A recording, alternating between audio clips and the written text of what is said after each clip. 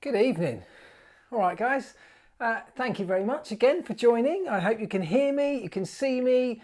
I have had to completely reinvent the system that I use because, as I talked about last week, the OBS software that I use just still doesn't work with the new Mac update. So I've had to reload everything in. So I've seen some of you talking about putting bets on what's going to be the first tech failure. My money, top tip, my money is going to be that the camera will go down at some point during this stream. But there you go, I've said it. So if it happens, there you go. Don't say I didn't warn you. Anyway, oh God, here we go. No, listen, it should be all right, I hope. Anyway, what a weekend. What a weekend. I mean, I hope you had a good one, whatever you were up to. I was having a great weekend anyway. The Christmas tree went up, you know, the kids' football was back. Life was good this weekend. Things felt like they were getting back to some sort of normality. And then we had that race. What a Grand Prix that was. It was just spectacular, wasn't it? If you looked at that circuit on a piece of paper, you'd say, all right, it doesn't look like the best circuit. This doesn't look like it's going to be great for racing. It's going to be one great big long DRS train. Any overtakes are going to be DRS overtakes. I can't see any action happening. It's such a short lap. Traffic's going to be a nightmare. This could be a disaster. Well, it was anything but that, wasn't it? It was absolutely spectacular. And then today, I've had another great day today because I've been hanging out with the legend that is Mike Brewer and the Wheeler Dealers crew up at the studio, at the workshop, just talking about plans, going through a production meeting, working out what the first sets of cars are going to be for that show, what we're going to do to them, how the story will look, how the workshop will look. So really, really exciting times. Also meeting some of the other businesses in our area where we're now going to be based. So making friends, meeting the neighbours, been great fun. But anyway, let's bring it back to Formula One because that's what everyone wants to talk about. And there were so many talking points from this weekend. I mean, I'm not even sure where to start. I am going to start with this question from Andy Lowe. I mean, it's more of a statement than a question. But he says, even though the titles are sewn up before the end, is it just me or is this season absolutely what F1's all about? Drama and excitement all the way through. Andy, I could not agree more. I think this season has been epic. And do you know what? We ought to spare a moment just to say and take some appreciation for those who've managed to make this happen. Because if we flick back to March and the disaster that was the Australian Grand Prix and the sort of breakdown in communications, the sort of indecisive nature of what was going to happen, F1 seemingly at that point sort of pushing on, ignoring what was going on around the rest of the world, and seemingly inevitable that was going to be the race would have to be cancelled, and yet waiting till fans were at the gate. And I seem to remember the press around that, the media, the fans even, being very negative, understandably so. But what happened after that was they went home, they regrouped, with a very uncertain future ahead of them, and they looked at what options they had, and they have made the best of it. And what's come out of this season is not only a brilliant season, they've managed to get a great number of races in at some great circuits, but they've been able to take risks and do things that they would have never been able to do in a normal season because, first of all, the opportunity was there, but also because the teams and everybody and the world has opened their mind to new ways of doing things because of what's gone on. And I think that's been brilliant for Formula One because of all the industries, Formula One is actually, for such a technologically advanced industry, it's also an industry that's very stuck in their ways in some of the processes, some of the regulations, some of the sort of the way the sport is run. And yet we've sort of blown that out of the water this year, and I think it's been great. So, big respect to those who've managed to make that happen. Those of you who were, working at FOM and Liberty in taking those risks, because I think we can all agree they have paid off. Anyway, welcome to you all. I can see lots and lots of people rolling in already, so thank you very much. Thanks for all the chat going on this afternoon as well. I've dipped in and out when I got back from the Wheeler Dealers set earlier on. Let me take that one away. We have obviously got lots to talk about, and I guess the place to start is Mercedes. We'll start. There's so much to talk about, even just under that little subheading of Mercedes. Yeah, thanks. You like the t-shirt, Fergal? Yeah, my wife got me about 3 of these, and I love them. They're great. Let's start with Mercedes. So much to talk about because obviously George Russell, emerged. I think we knew he was a star. He just didn't have a platform to shine on, and yet this weekend he did, and he took that opportunity. We'll get into that in more depth in a moment. Mercedes absolutely snatched defeat from the jaws of certain victory this weekend. Mercedes had a massive advantage, as we talked about in the preview video anyway. This was a power circuit. They should have gone well. They should have been dominant. It was theirs to win. It was theirs to lose. But then, on the first lap, I guess their three main rivals, or their three main challengers... Oh, for fuck's sake. I'll tell you what I'm going to do. Hold on. Oh, fucking, I knew this would happen. Hold on, I hope you can still hear me. I am going to... There we go. I know that camera is probably terrible. That is my laptop camera, so apologies. But look, at least you can see me. Let me just move that. There we go.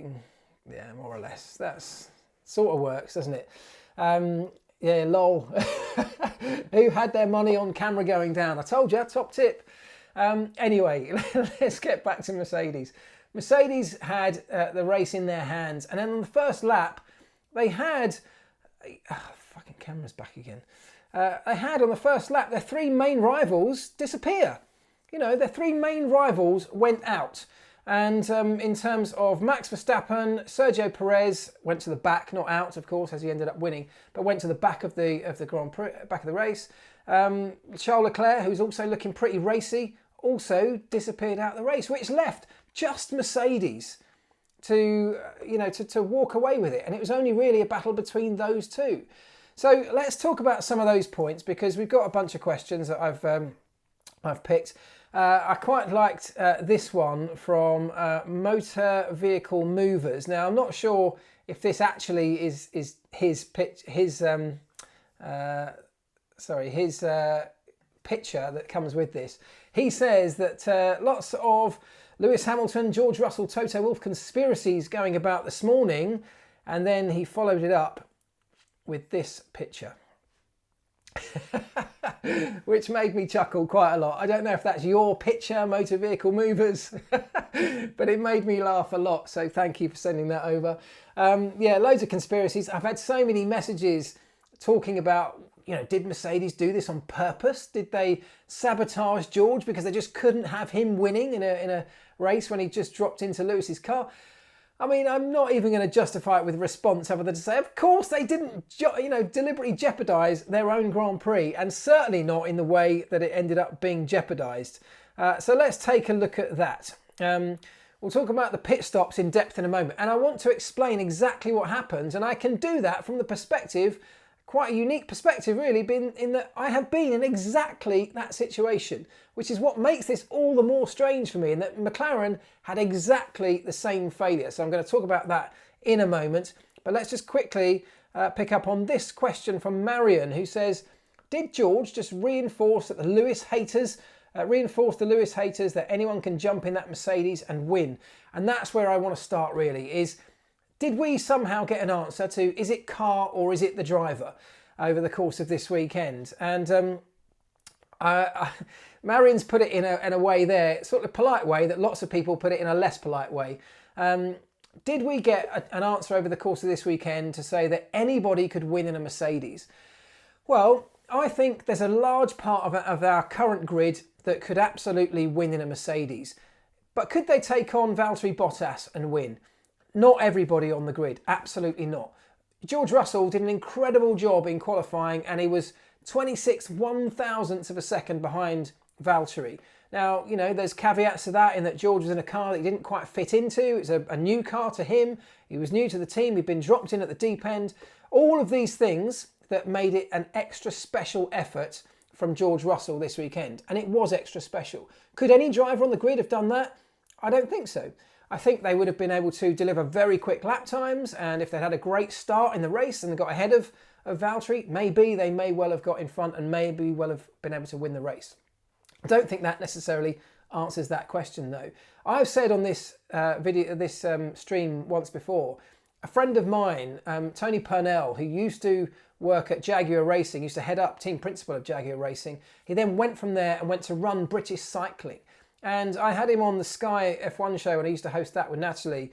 And he said on that show, having been experienced the top end of both sports, so elite motor racing and elite cycling, I asked him, you know, what's the difference, biggest difference between the two? And he said to me, the thing with motor racing, or Formula One at least, is that it's 90% the car, 10% the driver. He said in cycling, it's exactly the other way round. It's 90% the rider and 10% the bike.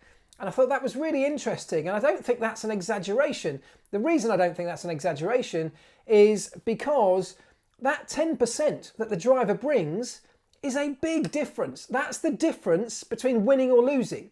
And yes, Mercedes are out in a league of their own right now, but that's the fault of no driver. Even if this is a straight race between two Mercedes cars on some occasions, like it was for much of this race weekend, you still have to find that 10% that the driver's able to bring. And if a driver can only bring 8% or 7% to that equation, that's maybe not enough. And so I think what George has done this weekend doesn't say anybody could win in a Mercedes. You know, yes, you might get lucky. Yes, you might have a great start. You might have a great set of circumstances, and maybe you could win in a Mercedes if you're almost anybody on the grid. The point that I want to make to Marion's point or question there is that the difference between Lewis Hamilton and the difference between George Russell or anybody else is that Lewis Hamilton has been doing this consistently for years and years and years. Lewis Hamilton rarely ever makes a mistake. That's what Lewis Hamilton brings to the table. He also knows how to motivate a team, how to push a team, how to get the very best out of every aspect that he has some control over. We have seen George Russell make mistakes just a couple of races ago. And all right, you know, he's a much less experienced driver. We've got to expect that. But that's the difference between a George Russell and a Lewis Hamilton. In that over the course of a season, Lewis Hamilton will have a far greater chance of delivering a world championship than a George Russell at this point in his career, because he just gets everything out of it and he doesn't make mistakes. And, you know, I'm taking nothing away from George Russell there because he did an amazing job and I absolutely have nothing but respect for what he did. He's a star and I cannot wait to see him get another opportunity in that car. So look, let's see what you want to say on this one, because that's a big talking point. Is it car or driver? It's a huge chunk is the car. That's just the nature of Formula One. That's not just a Mercedes thing, that's the nature of modern Formula One. But the driver brings that final bit. And as we all know in Formula One, without every part of your team operating at the very greatest level, that's from the mechanics, the engineers, the team principals, everybody has to be operating at close to 100%. So if the driver doesn't bring his 10%, you're not going to win. Let's see. Mistakes make F1 more interesting. I mean, they do from a neutral fan perspective, but from the competitive side, from the competitors' side, that's of course what you're trying to eliminate. It would be interesting to see Lewis Hamilton in the Williams, Jamie Zach. It really would, but again, it's not just going to be a straight, you know, a straight measure of what he could do by popping into Williams that weekend.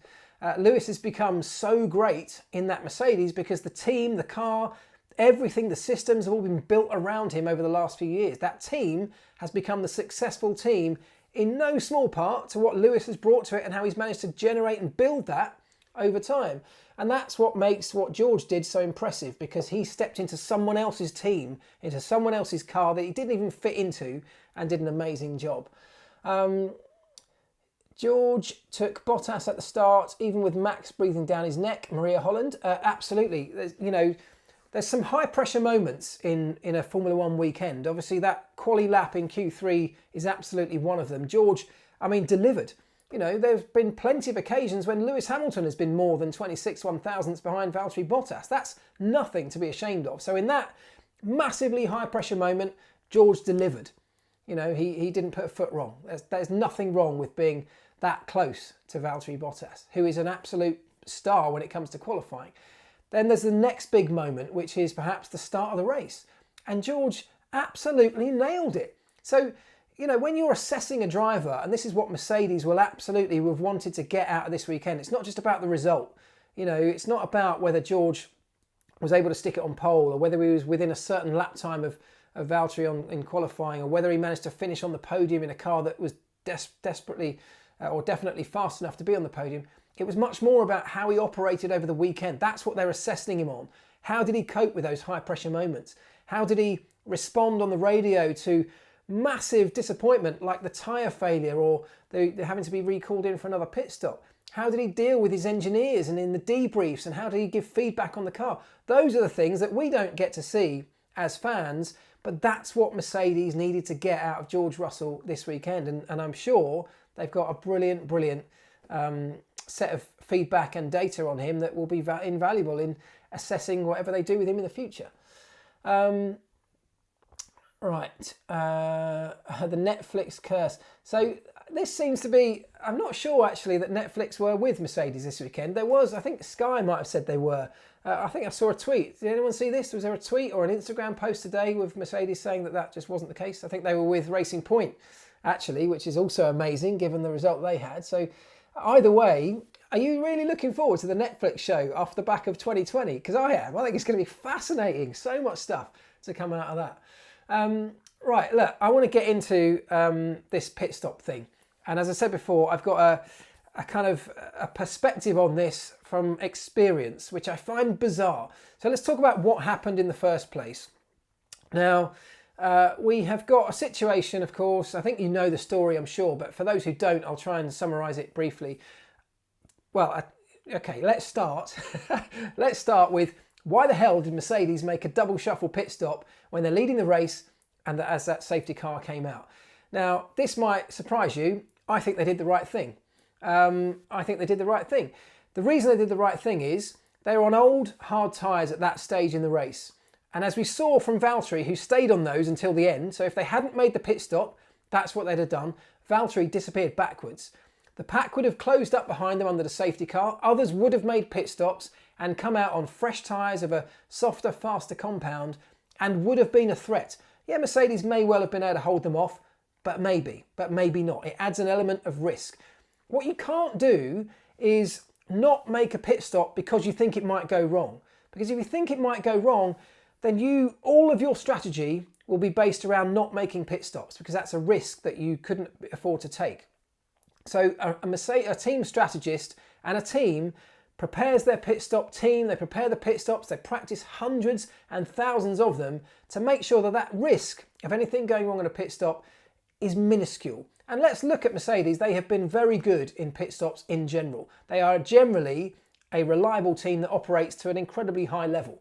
They're not a bunch of jokers, let's put it that way. So there's nothing to say to Mercedes, we shouldn't be making a pit stop here because the risk of something going wrong is quite high. The risk was actually very low of something going wrong because of all the preparation they put in. So that's why they made the pit stop. And as I said, I think it's the right thing to do. They had plenty of time to do it. It made perfect sense. So for me, I think that was the right call. They then come in. Now what happens is, let me bring up this picture here. What happens is, as they come in for that double shuffle, which is what they had to do because they were so close on the track, the pit wall, it's Ron Meadows, the team manager, the pit wall sends a message using this intercom panel. So one of those. Now if you look at that panel, you'll see on the left-hand side, see the three sort of square patches up at the top of that panel. One says blue crew, and on the right-hand side in red, it says red crew. See that? So the red crew, I believe, is Lewis Hamilton, and the blue crew this weekend was George Russell. They're just a way of easily and visually delineating which buttons are for which side of the garage. So Ron Meadows then presses the button to the blue crew, and he says, right, George is coming in, he's going to be first in the queue, we're going to bring out set brand new mediums, set 55 or whatever it is, and we're going to put them on. Great. They're already pressured, they're already heated to the right temperatures. Right, go boys, out in the pit lane. He then says, right, to the red crew, presses the button on that right-hand side of that intercom panel. Right, Lewis, or it won't be Lewis, it's Valtteri. Valtteri, yes, I've got those wrong, haven't I? So George Russell was red crew, Valtteri was blue crew. So he says, Valtteri's coming in now, brand new set of mediums, set 47, whatever. So what happened in that instance, and this is where I've had exactly the same thing, there are certain protocols which mean that there's so much radio traffic happening at certain times, certain elements of radio traffic in the algorithm that diverts all this and sends these messages to the right places, prioritizes certain messages. Now, normally a driver message is quite high up the priority list. So if a driver says something on the radio, it will normally trump any of the messages that are being bounced around the team, for example, within the garage or between the mechanics, between the engineers, the driver's got to say something. It's normally pretty important. We need to listen to it. So that will block out, if you like, the messages on that particular radio channel. Now, what Mercedes have is a system that should, around this time, allow Ron Meadows talking to those tyre crews to prioritise his message above all else, even drivers, and that system failed. Now, I'm going to bring that picture back up again. At McLaren, we had exactly the same thing, intercom panel there. They're made by Rydell. Everybody in Formula One uses them. It's exactly the same system. I forget the race it was now. I've been trying to think today, but I can't remember. But we had an exact same situation. I think it was with Lewis, where Lewis was talking on the radio on his way into the pit lane and had left his radio keyed open. So he'd sent his message and left the radio switch open as he drove into the pit lane. What happened then was that completely blocked out the channel for our side, for Lewis's side of the garage, between the pit wall and the garage. And when they're trying to make exactly the same call, bring these tyres out for Lewis, we didn't get the message because all we could hear was the static on Lewis's radio that had been left keyed open. That was probably 2007, I'm going to say. Off the back of that race, of course, that was a disaster. Off the back of that race, we changed everything so that we changed systems so that at least some people in the garage couldn't even hear the driver channels, which was hugely frustrating for those people. So all the way through the race, they wouldn't be able to hear the driver channel. They'd only be able to hear the intercom from the garage to, between us and between the team and from engineer to the garage. For that specific reason, there was no way a driver message could interrupt what could be a really important message about a pit stop from the pit wall to the crew. So we made massive protocol changes off the back of that to prevent it from happening, so that even if there was an issue like Mercedes had, at least some people on that side would still get the message. I find that utterly bizarre that there isn't some backup system that Mercedes have to absolutely prevent this from happening, because it seems like the most basic failure that we've had in the past. And I know they've got systems that should prioritise certain messages, but that failed and there was no fail-safe. And as you can see, the result was absolutely disastrous. So that's what happened. Or the message from Ron Meadows to the tyre guys to say, bring the tyres out, was blocked out by a message from the driver, which trumped that radio channel and took over. And what that meant was the two guys that would bring out the front tyres for George Russell's car did not get the message. And so they were in the garage, blissfully unaware, waiting for the call. The guys on Bottas's car, or Bottas's side of the garage, got the message, they brought their tyres out. But of course, as they bring their tyres out, there's no tyres there sitting waiting for George Russell at the front. So the guy bringing out the front tyres goes and sticks them or delivers them straight to the front end. And the guys, without thinking, and this is a 2-second pit stop, 3-second pit stop, there's no time to stop and think about things. You just go through muscle memory, smash the tyres on, and off they go. And obviously, when they get to Bottas's stop, at that point, it's pretty clear because the two front tyres that are now available for Valtteri were actually supposed to be on Russell's car.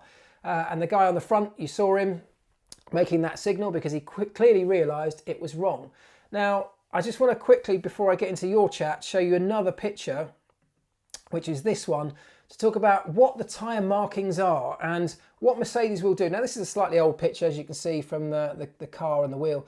But the markings on the tyre here are exactly the same as what they use and pretty much similar to what most people use, if I'm honest. Pirelli deliver a tyre that's brand new, fresh. It has that white P0 Pirelli, of course, on the outside.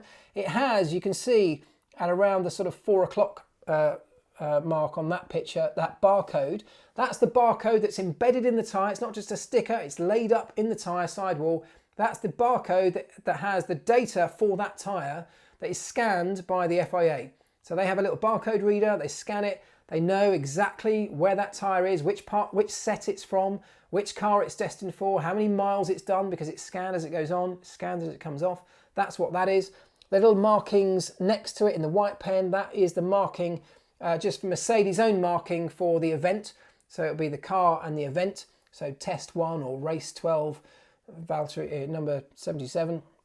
And then the important bit I want to show you is the blue paint marks.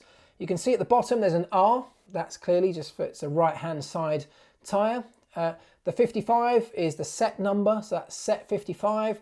And just up on the top, you can see where it says P0.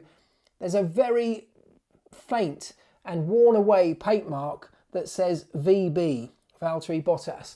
Now, they have that similar thing, of course, on George's car that has his initials and his set numbers. But all that happens is when they get these tyres delivered from Pirelli, the tyre man has a little stencil and a spray can. He goes through every single tyre, spray painting these markings onto each one. Now, there's nothing wrong with the way that they are doing that. As I said, it's the way it's been done for years. It's the way almost everybody does it. But I'll be amazed if off the back of this investigation that Mercedes are going to have now, they don't change that to something far more obvious. I mean, blindingly obvious, which they're allowed to do. This question here, where is it? Chris says, "Hi Mark, are teams allowed to put big markings on tyres for different drivers? And if so, how did Merc get it so wrong? P.S. They really didn't need to stop at all. Really big mistake all round." Well, thanks, Chris. I think I disagree. Well, I definitely disagree with you about the idea of needing to stop. I think that was the right call, as I said. But absolutely, they are allowed to mark those tyres up in as big letters as they want, bright letters, to make it very obvious. So that's explaining the tyre markings. Now, what happens is you're not relying on that tyre marking as the guy gets delivered that tyre during a pit stop. There's no time to look at those tyre markings during a pit stop. Obviously on Sunday, the guy that had done the left front on George Russell's car was already very suspicious, had probably noticed it because of the confusion. So then he looks and he realises he's now got George Russell's tyre about to go onto Valtteri's car. He knows that can't happen because you're not allowed. Those tyres are in sets allocated to each car. And so he knows that's a problem, and that's when he starts doing this and waving his arms, and they decide to put the hard tyres back on, which is why we now know that Mercedes made the right call to make that pit stop, because those hard tyres, all right, they'd cooled down in the pit stop and he struggled to get them back into the temperature window, but they're also old and a lot slower than the tyres that most other people were on. Right, I've talked for ages there on that one. I hope I didn't waffle on too long, but that was hopefully an explanation of exactly how this all played out. Let's see what you're saying. The wheel gun man did notice the wrong tyre on the front left of George's. Yeah, that's right, because of the confusion. I'm saying in a normal pit stop, a 2-second pit stop, you have not, I promise you have not got time to be looking at the tyre markings to check you got the right tyre. The person that does that check is the guy that's in the garage who's got them stacked up, the tyre man, and then the guy who's waiting to bring that out of the garage, he'll have a quick look inside the blanket, double check it's the right one. As when it gets to the car, all checks are done, and that's just a case of nailing it onto the hub. Lewis has got his logo on his tyres, says Rashabi. Yes, he does. So he doesn't use initials, he uses his logo, but it's exactly the same thing. Chris A, how much of a team's budget is spent on minimising cock-ups from every one of their departments? Well, I mean, that's an impossible question to answer in terms of budget, because it's not necessarily just a budgetary thing. It's a process thing, and it's a cultural thing. It's about instilling this level of attention to detail to try and minimise any mistakes. And what happened on Sunday wasn't necessarily a mistake on the day, because it was a tech failure. It was a systems failure. But the mistake, when Mercedes reflect on it, is probably not having some kind of backup fail-safe system, something that could absolutely prevent that happening. And I've no doubt that's exactly what they'll put in place now. George should have still won even with that issue, says Justin. Well, so yes, at that point, so we've had the cock up with the pit stops. They emerge, as we all know, he emerged back into the race, and even having to pit again to make sure they didn't continue racing with the wrong tyres on the car. And by the way, there's no rule to cover this in the sporting regs. There's a rule to say that you can't mix the compounds, and it's just the way the rule is written, how it's worded. It specifically says you can't mix compounds, and you have to come in within 3 laps to change those if you do make a mistake. Otherwise, you'll be black flagged, or given a penalty rather. The rule doesn't say anything about putting the cars off your teammate's car onto yours. We know it's not allowed because you have to keep those sets allocated to each car, but there's no specific wording in the sporting regs, which is why Mercedes ended up without a sporting penalty, because they looked at it and said, well, look, they realised it was a mistake, and it was a genuine mistake. They realised it quickly. They were massively delayed in the pit stop as a result. This wasn't something they were trying to do to find an advantage, and they brought George back in immediately to correct it. So they took their own penalties to some extent, and that's why I think the FIA, or the stewards, rather, not the FIA, the stewards, took a common sense approach to it, which I thought was the right way to go. If the tyres are new, why does it matter which car they go on, says Beetle Owner? That's a good question, but as I just touched on there, they're all allocated using that barcode system in sets to a particular driver. Now, you are allowed to mix sets as long as they have the same compound. We saw Valtteri Bottas and Esteban Ocon make a pit stop in the Bahrain Grand Prix where they only changed 3 tyres on the car. And because they had a puncture, they mixed 2 sets, but of the same compound. That's perfectly allowed. What you can't do is take a tyre set or a tyre that's allocated for one car and put it on another. That's just not allowed within the regulations. And it's all about, really, I mean, in theory, you're right, it's a brand new car, it's done a brand new tyre, done 0 mileage. Does it matter if it goes and does 50 miles on Bottas's car or 50 miles on George Russell's car? Not in terms of any performance benefit. But the rules are that these tyre sets are allocated to a particular driver. And it's all done digitally, as I said, with that barcode, building up a data set for each one. So that's why you can't do it. Let me see. Is it the same set of mechanics for both cars during the pit stop, says VK? Yes, it is. So when I talked about that image there of the intercom panel, and I talked about the red crew and the blue crew, that's not to say it's 2 different pit stop crews. That's the crew of people dealing with the tyres for George's car and the tyres for Valtteri's car. So blue crew is the people that are specifically designated to working on tyres and allocating tyres, preparing tyres for Valtteri's car, and the red crew are those who are doing it for George's car. When it comes to actually doing the pit stop, exactly the same set of people. Let me see.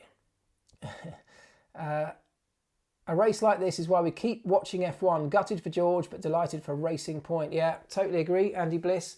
It was gutting for George, but you know what? I think George Russell, he did nothing wrong this weekend. I mean, literally did nothing wrong. He didn't make a mistake. He did everything he was asked, and probably more than a lot of people expected. So, whilst on an emotional level, it's heartbreaking that he didn't manage to get his first victory, which would have been an incredible story. In terms of securing his future, and you know, we talked in the video before the race about his stock value being up here, and there was a potential, if it all went wrong, for his stock value to drop. Well, that hasn't happened, has it? Because he got everything right, which has only cemented his stock value or even increased it. I don't think anybody doubted that George Russell was an incredible driver. It's just that the Williams, it's all he can do in that Williams is beat his teammate, which he has done on every single race he's entered in that car. So now we give him an opportunity in a really fast car. It shouldn't be too surprising that he did a great job. I think what was more surprising than anything was that he did almost a perfect job, which is amazing. Yeah, Checo. I see somebody shouting for Checo. Let's talk Checo quickly because I'm so happy for this guy. I know that this was George's day. It should have been George's day. But look, if you're not in a Mercedes, then you have to rely on something happening for you to have any chance of winning the race. He was last at the end of the first lap, having been in for an early pit stop. You know, as I said at the start of this show, it looked like any challenges to Mercedes had just disappeared in that incident with Charles Leclerc and Max Verstappen and Checo. And yet, somehow his car survived, first of all, and he came out to put in a stonking drive. You know, those are the kind of drives that, a bit like George's drive, that he had a setback and that only fueled his determination to get back towards the front. You know, in the same... And look, I just want to quickly talk about, before we get too far into Perez here and his future and everything else, which we will do, this fight that we saw George having after his pit stop dramas and the puncher and all those things, where we saw him fight back through. Amazing stuff, grit and determination, and still keeping it under control. Loads of people have said to me, you know, Valtteri Bottas is a joke. You know, he went through the same race and just look how George blitzed past him. But that's not a fair thing to say. Valtteri was on, you know, a disastrous set of tyres that they went into the pit lane to change for that very reason. Old tyres, hard tyres, tyres that had cooled down so much because he'd been in for a pit stop and they'd even been off the car, that he was now in no man's land. George ended up on, you know, soft tyres, qualifying tyres, so no wonder he was able to blitz through. That's not, again, to take anything away from George, but you can't jump on Valtteri Bottas and look at those two results. Yes, you know, Valtteri did a decent job on Saturday. He did the perfect job on Saturday, stuck it on pole. He fluffed his start, and then he fluffed a couple of corners later. And those are the mistakes that Valtteri makes that Lewis Hamilton doesn't. And those are perhaps the big differences between the greats and just the good drivers. So, yeah, George did a great job, but Bottas, you know, would have absolutely, you know, sauntered home to come at least second, if not challenge for the win, had it been an equal race. Anyway, let's swing it back to Checo, because Checo was there to pick up the pieces, which is all you can do when you're outside of a Mercedes, really, on days like that. And he did it. And he did it from that position of adversity right at the back. So what does this do for Checo's future? You know, Checo, can he do any more to secure a drive for 2021? I don't think he can. You know, he's won a race, but even before he'd won a race, I think he'd put himself in an incredible position with a brilliant set of performances over recent races. He's been on the form of his life this season. I think it all comes down, or at least partly comes down, to this idea that he's hurting. He's been dropped from a team that he loved and has given so much to. He now wants to make sure that he absolutely walks all over the guy they've decided to keep over him. And I think he's doing that in an absolutely brilliant, brilliant way. Will he end up in a Red Bull? I hope so. And I don't want to show too much disrespect to Alex Albon, but Alex Albon, and I'm not saying he's not a good driver, but he is not delivering what Red Bull need. You can imagine what Checo would do inside that Red Bull car if he can get to grips with it. And that's a big if, but I do think, given that he's a much more experienced driver at a latter stage of his career, he won't be affected by some of the pressures that these young kids come into that Red Bull team under the constant threat of being sacked every 5 minutes, with another couple of young drivers nipping at their heels in the junior team, just waiting to grab the opportunity. You know, that won't affect an older driver in terms of the pressure cooker environment. So I would love to see Checo in that Red Bull. I think it would be great for him. I think it would also be great for Red Bull. Him and Max together, I think, would make a brilliant, brilliant team. Let's see what you guys think of that. Does that mean the end for Hulk? I think it does mean the end for Hulk. You know, I think Hulk probably had a possibility to come into to Alfa Romeo or Haas, but ultimately, you know, Ferrari have placed one of their drivers into the Haas team, and, you know, a huge amount of money has found its way into the other seat in the Haas team, which I think is a shame. You know, I don't want to, you know, put him down too much, Dimitri Mazepin, because he's done some great things in F2, but I don't think he's the cream of the crop, unfortunately. So, look, that's my thoughts. I think it's a shame for Hulk, but maybe he's had his time. He's done his thing. I think Checo, though, is improving all the time. I think that's the difference between the two. I think Hülkenberg had sort of plateaued, if we're honest. Checo still seems to be, you know, climbing in terms of his performances. Red Bull wants someone who can come second to Verstappen. I think that is Perez. And that's not to put Perez down. I think he'll have a good fight. But Red Bull needs somebody who can take on a Mercedes. And at the moment, Alex Albon can't do that. I still think Max Verstappen will be able to handle Checo Perez. He's got way more experience in that car, in that team. A little bit like the Lewis Hamilton situation at Mercedes. It's built around him. I don't think that Max Verstappen would fear Checo coming in. But I do think that from a team perspective, it would offer them a huge amount more. Sorry, camera's just gone to black for a second again. So let's look at Checo Perez while I rabbit on. There we go, we're back. Temperamental kit today, sorry guys. So yeah, I'd love to see Checo into that Red Bull. I think he thoroughly deserves it. Oh yeah, sorry. Did I say Dimitri Mazepan? Yeah, I meant Nikita. Sorry. Yeah, not Mazepan. He's Mazepin. Yeah, okay, sorry. Pronounced it wrong. Okay, let's see where we're going to go next. Red Bull really needed Alex to get fourth in the drivers. Will Bennett. Red Bull needed Alex to step up.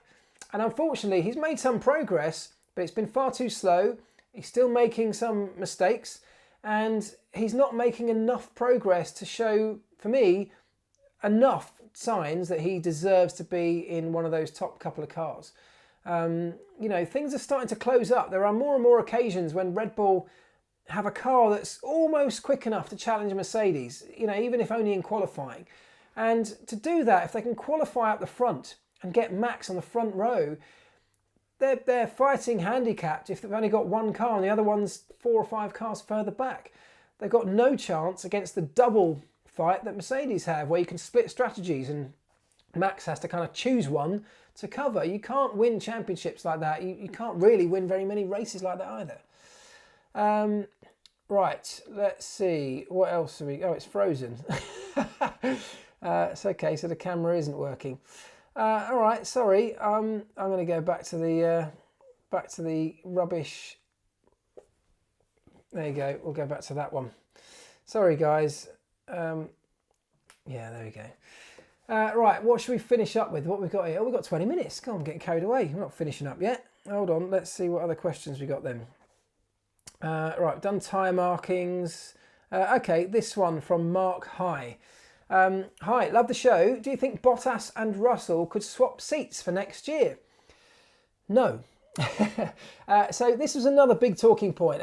Even the TV guys, I think I saw at Sky maybe asking the questions about, you know, given that Russell had a great weekend, and that's what it was, one great weekend in a Mercedes, should they be cancelling Valtteri's contract and putting him into the car for next year, the Mercedes for next year? And the answer to that is no.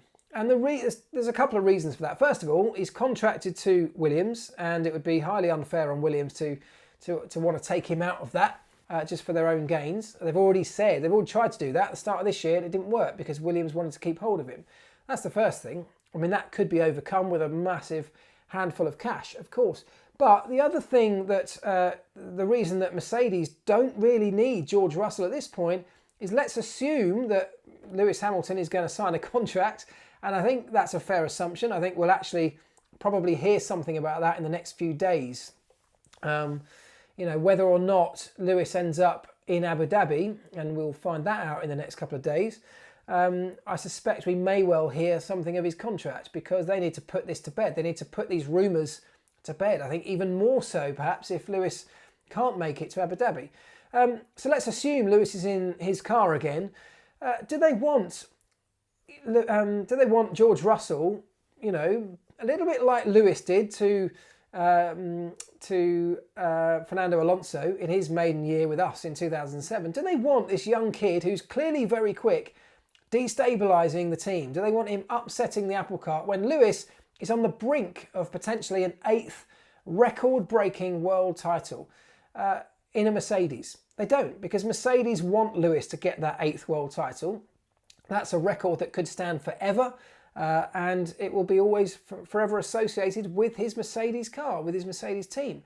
So they don't want George coming in to upset that in any way. Valtteri is perfect for next year because he'll almost certainly bring it home second. Yeah, he might have a fight on his hands from Max Verstappen, but they have got more than enough in hand to win the Constructors' title. And so Valtteri is the perfect guy. They've signed him up. They've given him a year's contract. Beyond that, absolutely, I think it's a no-brainer that George Russell then moves up to Mercedes for 2022 with the new regulations, the new cars, alongside Lewis, because I suspect Lewis will want to test out those new cars as well, do a year under the new regs at least. Lewis and George go through 2022, building a new team ready to take over whenever Lewis decides to knock it on the head. For me, that's almost a no-brainer.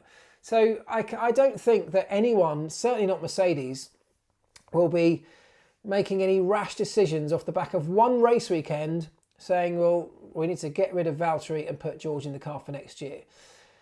Now, lots of people have said Russell to Red Bull. If Mercedes don't take him, could George Russell be tempted by a Red Bull seat? And for me, for the same reasons, Red Bull don't really want George Russell. They've got Max Verstappen, who's the star of the show. They need a Valtteri Bottas in their other car. That's what they need, somebody to bring it home just behind Max.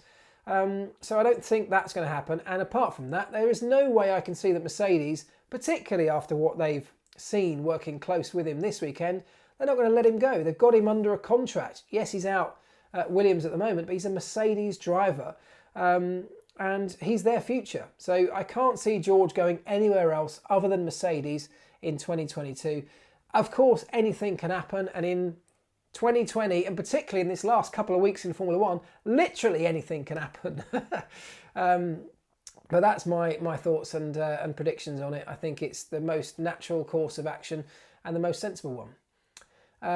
But there you go, Tammy James. But if Lewis retires, who will win? I'm not ready.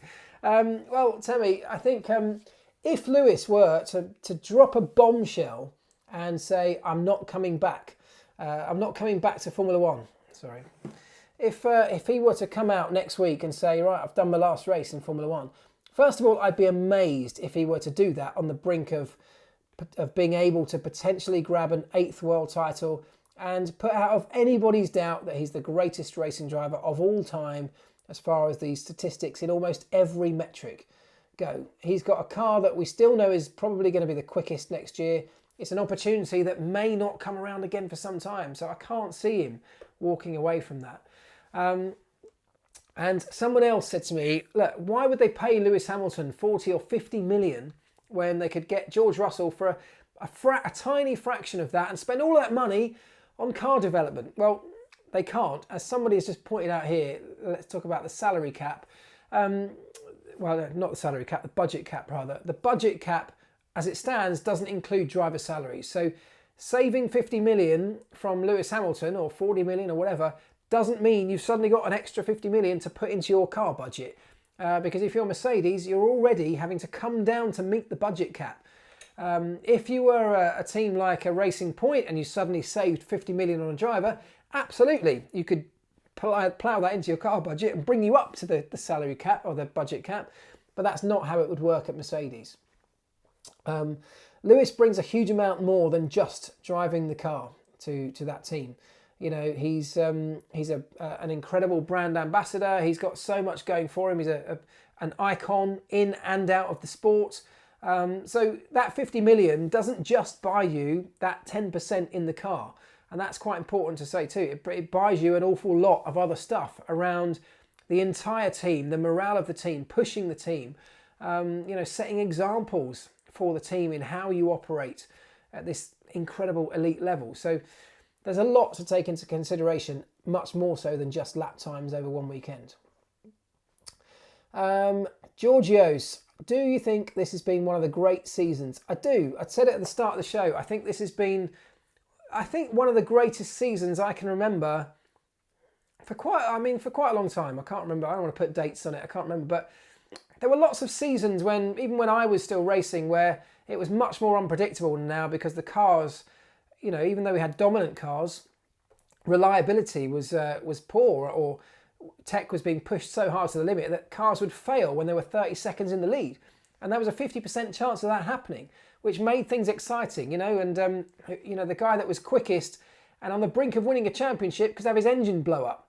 And that wasn't uncommon. So I think some of those were great seasons to watch as well. But I do think this one has been an absolutely spectacular season, because we've had different circuits. We've had mix around in drivers now as well. We've had all sorts going on. And I think, despite the fact there have been no fans in the grandstands, which has been a real shame, I think from a TV perspective, I think it's been epic.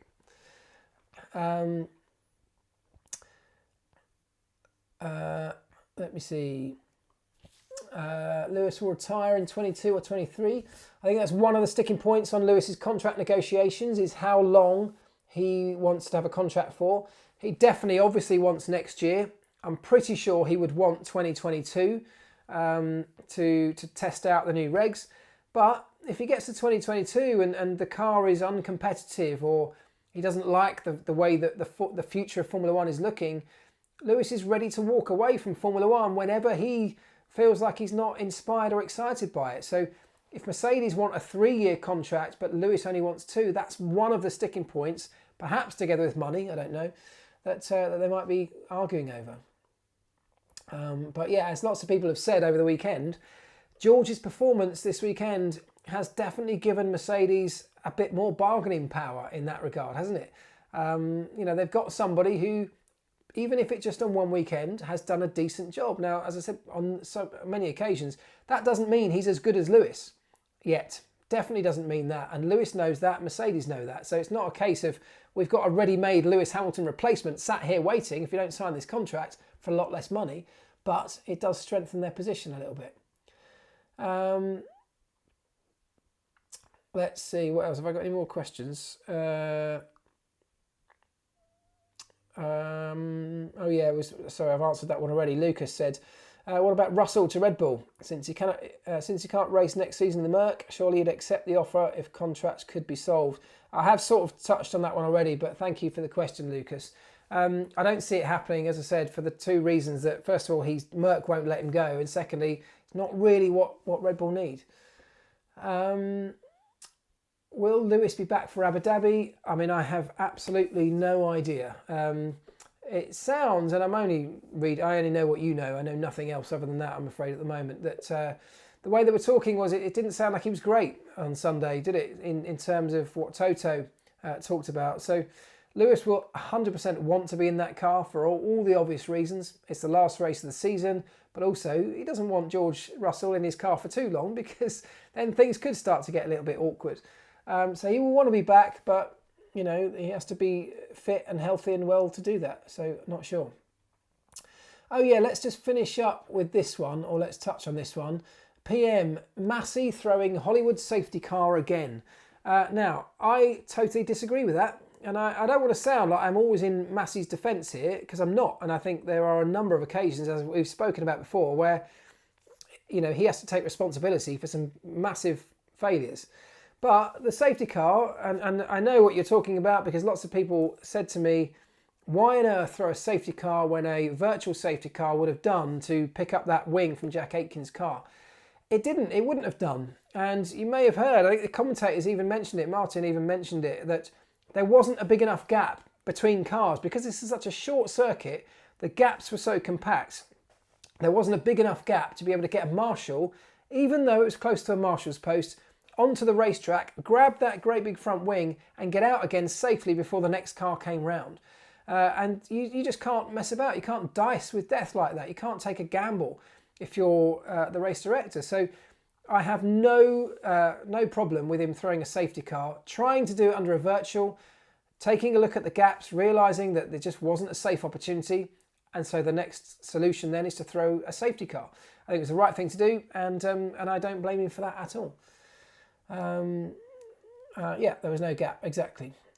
So yes, I think it was the right decision. What does frustrate me sometimes is the fact that it was such a long safety car, because they start to let cars unlap themselves. We see this so many times. Sometimes I wish they didn't do that. You don't have to do it. It is at the discretion of the race director. So sometimes I wish that we just didn't have that rule, or we didn't need it, and we just let them go. But there we go. Right. So yeah, good point there from Proxicus. Verstappen versus Leclerc versus Russell versus Norris. Bring on the future. That is a very good point. The future of Formula One, you know, looks incredibly bright, doesn't it? In terms of the drivers coming through, I think we've got some real talent real talent that has lined up to be the. Oh, sorry.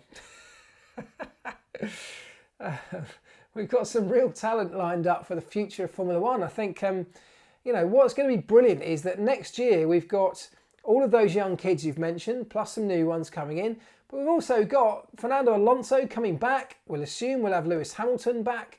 You know, we've got Kimi hanging around. So it's the old guard on one end of the extreme end, plus these really young, talented kids. And, you know, it's the changing over of the guard, isn't it? And I think the future does look absolutely bright. You're correct. Can they, Richard Bennett, can they change the car cockpit if Russell has to drive next week? No, they can't. That's just the chassis design. So that is probably the single most time-consuming piece of the car to create. So it's not like you can just knock up another one. There may be some modifications they could do, but if they are tiny to things like the pedal mounts. You might be able to sculpt a little bit out under his heel, but I'm sure they've already looked at all of those. So I think if he has to drive in Abu Dhabi, it'll be under the same conditions he had now. Lots of people asked me the other day, is it actually Lewis Hamilton's car, or was it a spare one they built up? It was Lewis's car. You know, they do have a spare set of bits, a spare chassis and a spare set of bits, so they can build one up if need be, but it makes no sense. Lewis's car was perfectly fine. It makes absolute sense to use it, so that's what they did. Lewis's engineers, Lewis's mechanics, all just basically carried on doing what they do as normal, and George Russell slotted himself into that car. Right, last couple of moments. Mick Schumacher. Mick Schumacher is decent, but not a phenomenon, says Bengali in platforms. Mick Schumacher, I think he's going to be a really good driver. I think he's had an amazing second half to the season. Look, he's won the championship. You don't do that by accident. I think he's got potential to be great. He's got the heritage, the family heritage, and I think he'll grow into being a fantastic driver. Until he gets in a Formula One car and sees the challenges that Formula One throws up, we don't know. But I think he'll be a great choice. I can't wait to see what he can do. And yes, there are others that didn't. You know, Callum Isler, I would have loved to have seen him get a chance, but there are only so many seats, and that's one of the problems with Formula One. Would be nice if Mick could have driven in Abu Dhabi. Yeah, I mean, look, we're just plucking things out of thin air. These are sorts of things that would have never even been contemplated in other years, but this is 2020. Anything could happen. So yeah, why not? Let's just bring in the guy from next year and race him for the final round. It's not going to happen. He is doing the Friday. He's doing the Friday practice session in the Alfa Romeo in Abu Dhabi. So we will see him on track. So that will be his first opportunity after signing the deal. So that's good. All right. Anything else? McLaren pit stop fail. There were some failures, weren't there? McLaren had a couple of slow stops. Ferrari certainly had a couple of slow stops, and that's just Ferrari are in a bit of a disaster at the moment. Not in terms of, you know, they managed to. Charles Leclerc was very quick on Saturday and looked like being quick again on Sunday, but Sebastian can't make it work. The team are still making mistakes in terms of strategy, and the pit crew are making a number of mistakes over the course of the season.